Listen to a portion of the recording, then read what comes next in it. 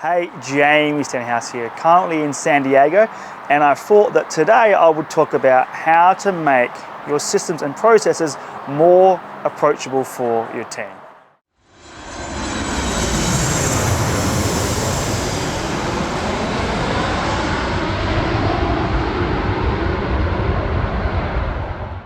Alright, so this is an extremely common question and probably one of the initial questions that comes up if you're a CEO, a team leader, or even an entrepreneur, is that you start creating processes and systems for your teams and they could be afraid of it. Maybe it's a new introduction into your team and company.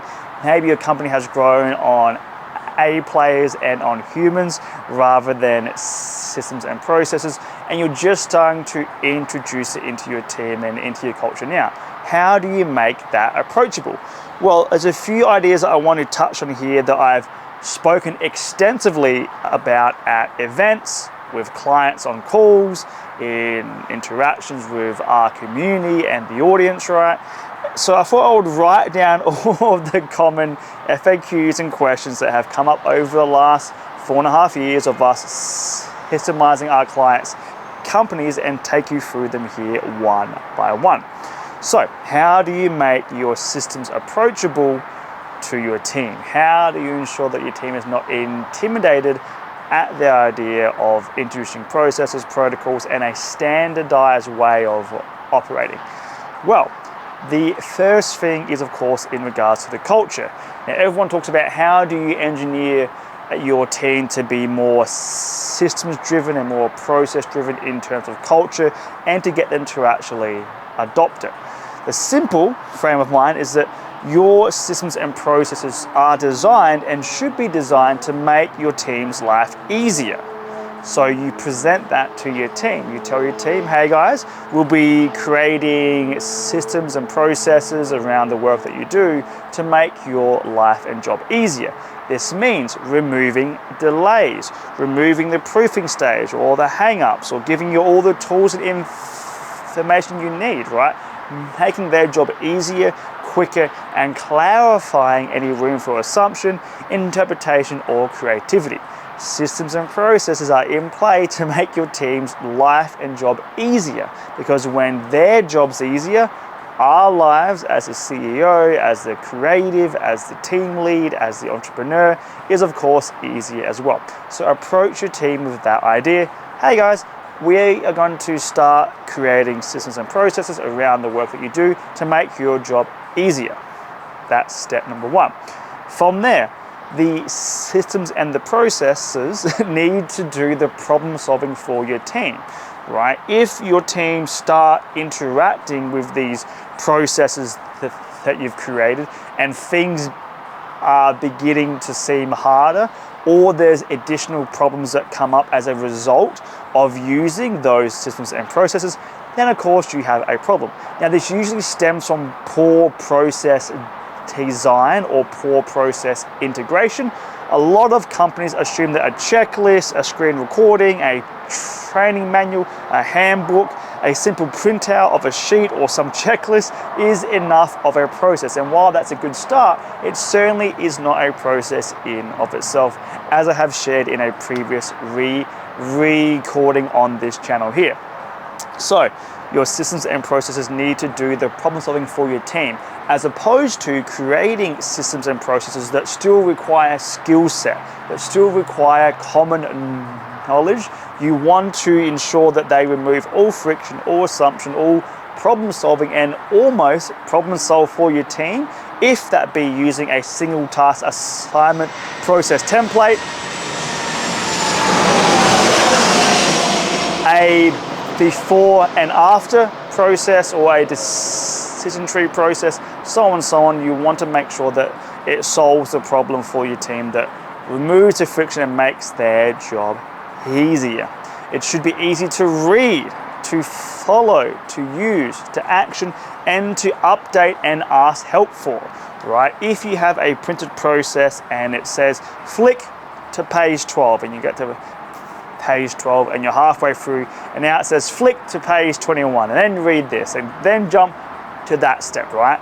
Well, there's friction in it being printed. It's complicated to use because because it's not in a clear format. And if they're just reading the process, then it's probably a checklist and therefore does not remove all room for assumption, interpretation, creativity, and so on and so on. So it needs to be easy to use, read, follow, action, update, and ask questions about and around. They shouldn't have to look for the process. If a team member has to look for a process or a system, or they have to ask a team lead, hey John, where is this process?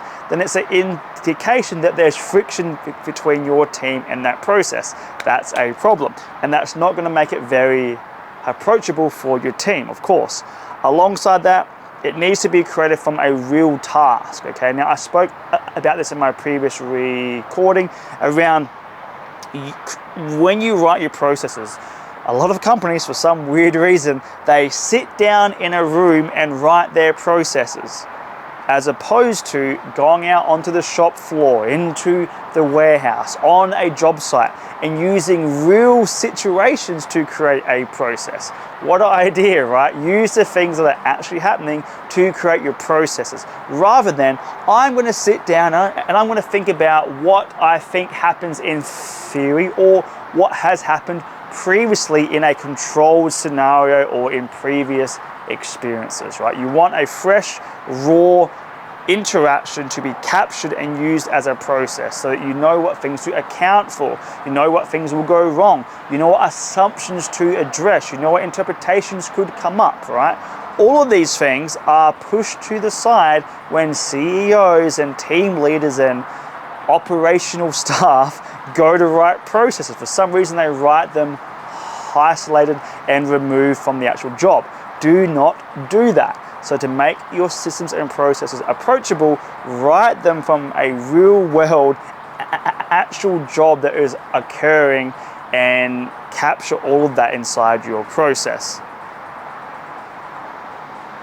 Now, in terms of the CEO, the entrepreneur, the team lead, the culture needs to be designed around that we as the CEO, as the creative director, as the team lead, as the chief coordinator, right, needs to be designed around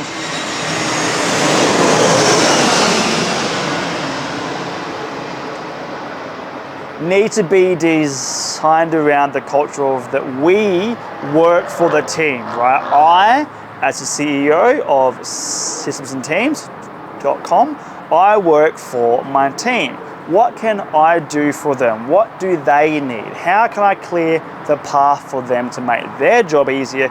Because in turn, they make my job easier as well.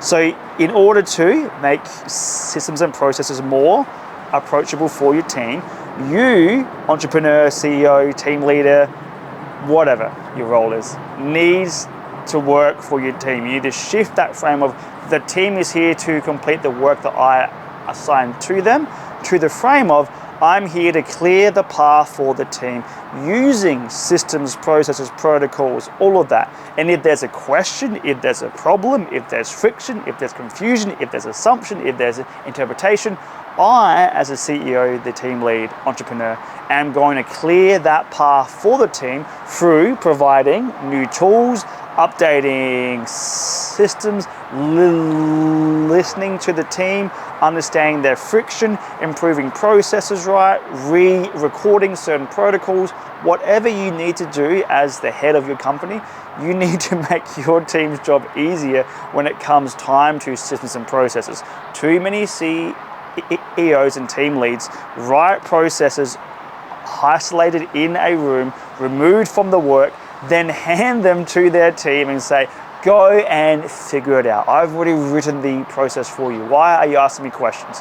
Wrong attitude, wrong culture, and therefore you're not going to make your systems approachable for your team. And that's pretty much it. So just to give you a quick recap, the job of a process is to make the team's job easier. Communicate that when you start introducing processes, protocols, systems into your team. Hey guys, this is designed to make your job easier. Once it's complete, your job will be a lot easier. You will be able to leave here on time. You won't have to grind as hard. You will be able to complete your projects and tasks on time without needing to ask a dozen questions. Start with that frame in mind when you introduce systems and processes to your team. Alongside that, ensure that the processes do the problem solving for your team. Alongside that, make sure it's easy to use, read, follow, action, update, improve, and ask questions for. They shouldn't have to try to look for that process in order to use it. It needs to be created around a real life tangible task rather than designed in isolation in a vacuum. And of course, the culture from the CEO, the founder, the team lead needs to be one of the we work for the team does not work for us. It is our job to help out the team.